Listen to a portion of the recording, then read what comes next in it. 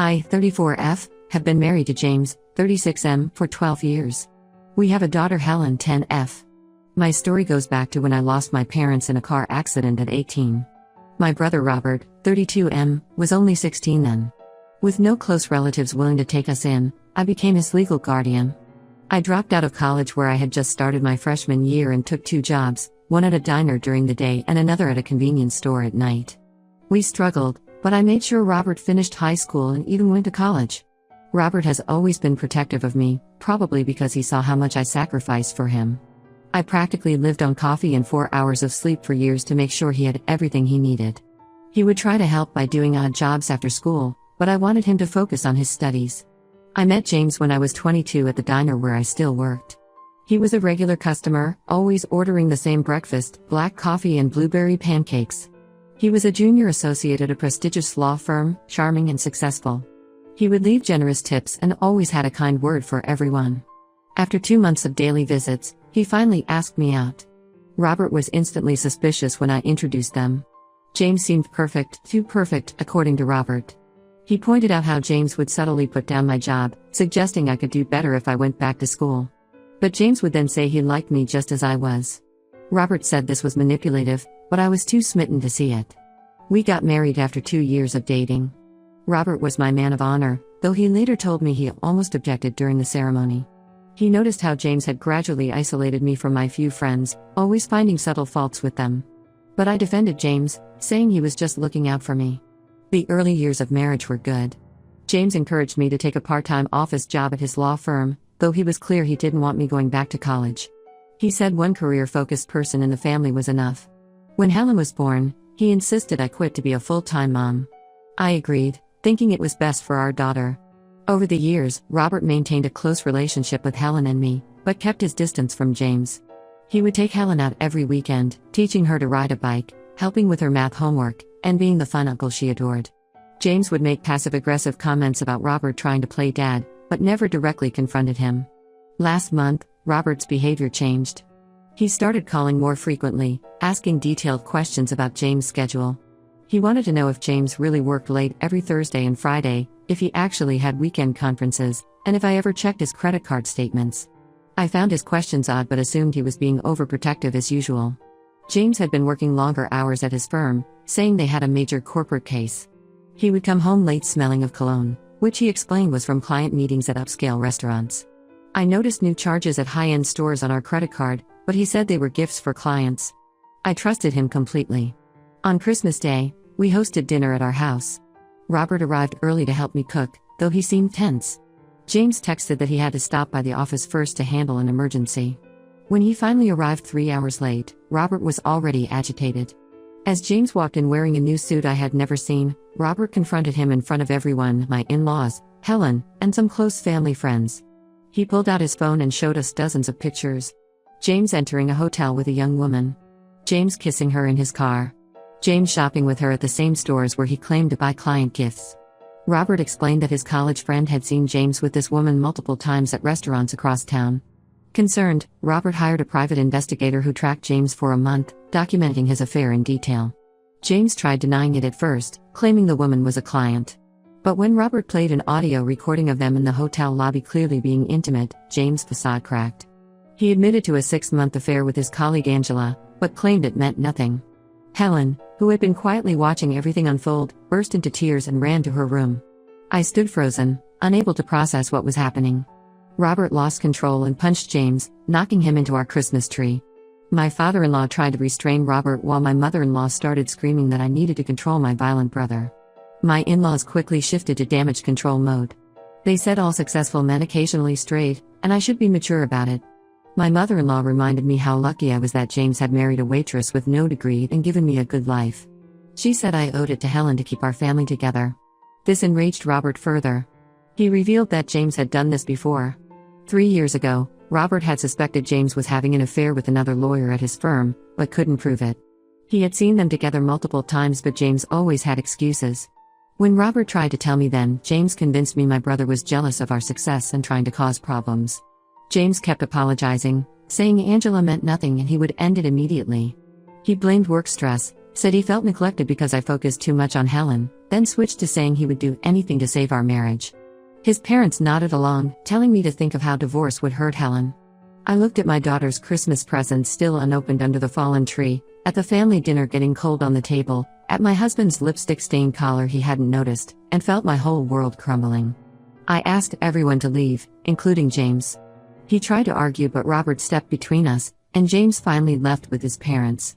James has been staying with his parents, who keep calling to say I'm overreacting. Helen refuses to talk to him and cries herself to sleep. Robert wants me to divorce James immediately, offering to help with legal fees. I'm torn between my brother who sacrificed his youth helping me raise him and has always looked out for me, and my husband of 12 years who I thought I knew. I don't know if I can ever trust James again, but I'm terrified of being a single mom. I feel lost and don't know what to do. Update 1: the past 2 weeks have been a blur of tears, anger, and shocking revelations. Just when I thought things couldn't get worse, they did. James had been calling and texting constantly, switching between begging for forgiveness and blaming me for pushing him into Angela's arms. I blocked his number after he started showing up drunk at our house late at night. Then Angela, 28F, reached out to me through Facebook. Her message started with, "I know you probably hate me, but there's more you need to know." She claimed she met James at a firm happy hour 6 months ago. He told her he was separated and only living with me for our daughter's sake. According to him, we hadn't been intimate in years and were just keeping up appearances for his career. Angela sent me hundreds of screenshots of their conversations. Reading them felt like being stabbed repeatedly. James complained about everything: how I let myself go after having Helen, how I was boring and only talked about our daughter, how he regretted marrying someone so simple. He told Angela he was trapped in a loveless marriage with an uneducated waitress who got lucky. In their messages, James and Angela planned elaborate vacations using our savings. They had booked a Christmas trip to Paris, that's why he was late for dinner that day. He had been at her place exchanging gifts before coming home. Angela sent pictures of the expensive jewelry he bought her, jewelry I had seen charged to our credit card and believed were client gifts. When I confronted James about the messages, he came to our house crying. He admitted everything but blamed it on a midlife crisis. He said turning 36 made him question his life choices. Angela was young and exciting, she made him feel alive again. Then he dropped another bombshell: he had emptied our joint savings account of $45,000 over the past 6 months. I felt sick remembering how he discouraged me from checking our online banking, saying he had it under control. He spent our savings on hotels, gifts, and weekend trips with Angela. Money I had contributed to from my small inheritance when my parents died, money we were saving for Helen's college. That's when his facade finally cracked completely. Angela wasn't his first affair. There was Lisa, the paralegal from 3 years ago that Robert suspected. Before her was Michelle, a client's wife. And Karen, a junior associate who transferred firms. Each time he swore they meant nothing, just physical relationships during stressful periods at work. I called Robert crying after James left. He came over immediately and hugged me while I broke down. For years, he had tried to warn me about James' behavior, the late nights, the business trips that didn't match his court schedule, the way he flirted with younger women at firm parties. I had dismissed all of Robert's concerns, even accused him of trying to ruin my marriage out of jealousy. I contacted a divorce lawyer the next day. When James found out, his parents showed up unannounced at our house. They brought Helen an iPad and designer clothes, telling her that mommy is being unreasonable and daddy made a mistake but he loves us. My mother-in-law had the nerve to say I should be grateful James wanted to reconcile instead of trading me in for a younger model. Robert happened to be there and lost his temper. He told them their son was a serial cheater who stole our savings, and they were horrible people for defending him. My father-in-law threatened to cut Helen out of their will if I went through with the divorce. Robert literally pushed them out of the house and told them never to come back. The fallout has spread to our social circle.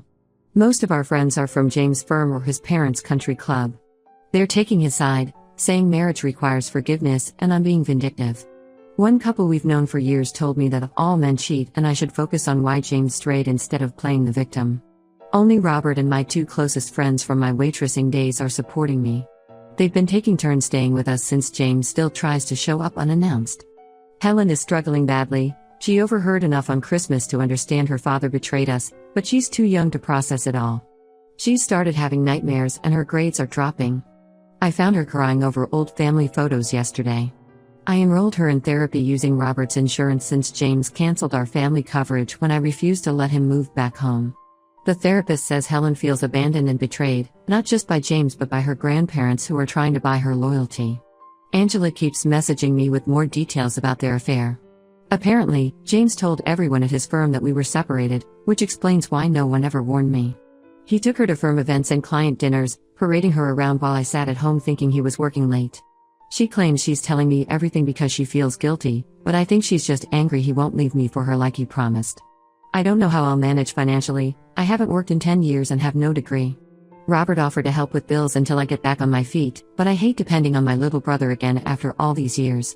James is already threatening to fight me on alimony and child support, saying I should get a job instead of trying to live off him. Sometimes I lie awake wondering how I missed the signs for so long. Other times I'm angry at myself for not listening to Robert years ago. But mostly I'm terrified of starting over at 34 with a traumatized child and no real work experience. I know I can't take James back after all his lies, but I'm scared of what comes next. Update 2: What I discovered last week changed everything. I was going through old financial documents for the divorce when I found something strange. There were large transfers from James' work account to our joint account, followed by immediate withdrawals to unknown accounts. The amounts were irregular but substantial, $10,000 here, $15,000 there. Robert works in forensic accounting, so I asked him to look at the documents. After reviewing them, his face went pale. He explained that these were transfers from his law firm's client trust accounts, where they hold money for settlements and escrow. James had been stealing from his clients for years, using the money to fund his affairs and maintain his lifestyle. The documents showed a clear pattern. James would transfer money from client accounts to ours, then quickly move it to secret accounts or withdraw it in cash. He covered his tracks by falsifying client billing records and settlement statements. Robert estimated he had stolen over $200,000 over the past 5 years. This explained how James afforded all those expensive gifts and trips with his mistresses on a junior partner's salary. It also explained why he panicked when I mentioned hiring a forensic accountant for the divorce. He wasn't just worried about hiding his affairs, he was hiding criminal activity. Robert helped me document everything and we anonymously reported it to the State Bar Association. Within days, James was suspended pending investigation. His firm conducted an emergency audit and found even more discrepancies. They fired him immediately and reported him to the police. James showed up at our house in a rage, accusing me of ruining his life. He looked nothing like the polished lawyer I married, his shirt was wrinkled, he hadn't shaved, and he reeked of alcohol. He screamed that I had no proof he took the money, that I was just bitter about the affairs. Robert recorded everything from our security camera. His parents arrived an hour later with their family lawyer. They offered me $100,000 to withdraw the bar complaint and sign a non-disclosure agreement. When I refused, they switched to threats. They said they would fight for full custody of Helen, claiming I was an unstable mother who coached my brother to create false evidence against their son. What they didn't know was that Helen was upstairs and heard everything. She came down and confronted her grandparents, asking why they wanted to help Daddy hide that he stole money. My mother-in-law tried to hug her, saying adults sometimes do complicated things for love. Helen pushed her away and told them she never wanted to see them again. The next day, James' firm sent letters to all affected clients admitting the theft. Some clients were elderly people whose retirement settlements James stole. Others were children's trust funds he drained. His colleagues who defended his affairs suddenly went quiet when they realized he had stolen from their clients too. James is now facing disbarment and criminal charges. His lawyer advised him to take a plea deal, but his parents are pushing him to fight the charges. They're more worried about their reputation at the country club than the people their son stole from. My mother-in-law had the nerve to send Helen a letter blaming me for destroying our family by reporting James instead of handling it privately. Helen has stopped asking to see James. She told her therapist she's angry that he stole money meant for other kids. When he tried calling her, she refused to talk to him. He blamed me for turning her against him, but she told him she had heard enough herself to know what kind of person he is. Some mutual friends have started reaching out to apologize. They admit they dismissed the affairs because James was so respected at work. Now they see he was living a complete lie. One friend confessed she had suspected something was wrong with the firm's accounts but didn't want to believe James could do something so unethical. Robert says I should feel vindicated that everyone finally sees James for who he really is. But mostly I feel foolish for not seeing it myself sooner. All those expensive gifts, the lavish trips with his mistresses, the way he always handled the finances, the signs were there. I just didn't want to see them. The divorce proceedings have accelerated given the criminal charges. James' lawyer hinted that he might agree to my terms just to avoid more scrutiny of his finances. His parents have stopped threatening to fight for custody now that Helen openly refuses to see them. Their perfect family image is shattered and they're more concerned with damage control than actually helping their son face consequences. Update 3: The last 6 months have brought major changes to our lives. The divorce was finalized faster than expected because James took a plea deal. He's been disbarred and is serving a 3-year sentence for theft and fraud. His parents finally stopped harassing us after the sentencing, though I heard they've moved to Florida to escape the local gossip. Angela reached out one last time to tell me James had promised to marry her once his divorce was final. She was shocked to discover he had spent her money too. Apparently, he convinced her to invest in a fake real estate project. When his accounts were frozen during the investigation, she realized the money was gone. She's now one of many victims named in the criminal case against him. Helen sees James once a month at the prison, but only because she chose to. Her therapist helped her understand that she can love her father while disapproving of his actions. She's doing better in school now and has started playing soccer again. The nightmares have mostly stopped. Robert bought the house next door to us when it went up for sale. He says it's a good investment, but I know he did it to help us feel safer. He's been amazing through everything, helping Helen with homework, teaching her to change bike tires, being there when she needs to talk about James. Most of our old friends disappeared after James' arrest, but the few who stood by us have become like family. My former manager at the diner offered me my old job back while I take classes. I started community college last month to finally finish my degree. Helen tells everyone how her mom is in college too, and seeing her proud of me instead of embarrassed means everything. James' firm offered settlements to his victims, which means they know about his crimes but can't discuss them publicly. Several of his former colleagues have apologized to me.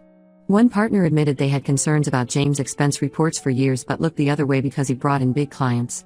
His parents made one last attempt at reconciliation, sending Helen a guilt-ripping letter about forgiveness and family loyalty.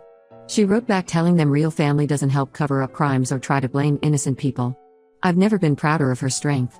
The house next door to Robert's is for sale now. The realtor mentioned James' old mistress Lisa lives nearby with her husband, the same Lisa from his first affair that Robert had warned me about. Apparently, she tried reaching out to James in prison but he refused to see her. Guess she's not so special anymore either. I've stopped feeling embarrassed about how long I stayed blind to James' lies. Some people still say I should have worked harder to save my marriage, that Helen needs her father. But I know we're better off without his constant deception. Helen has Robert as a positive male role model, and I'm finally living honestly instead of maintaining James' perfect family facade. Last week, I ran into my mother-in-law at the grocery store. She looked old and tired, nothing like the polished society woman who used to criticize my housekeeping. She tried to avoid me but Helen walked right up and asked if she was still helping bad people hide their crimes. My former mother-in-law left her card and hurried out. Helen just shrugged and said she likes our new family better anyway. We're not fully healed, but we're getting there. Some days are harder than others, but at least we're facing them with honesty. James can keep his lies and his prison sentence. Helen and I have built something real and strong, and that's worth more than any fake perfect life.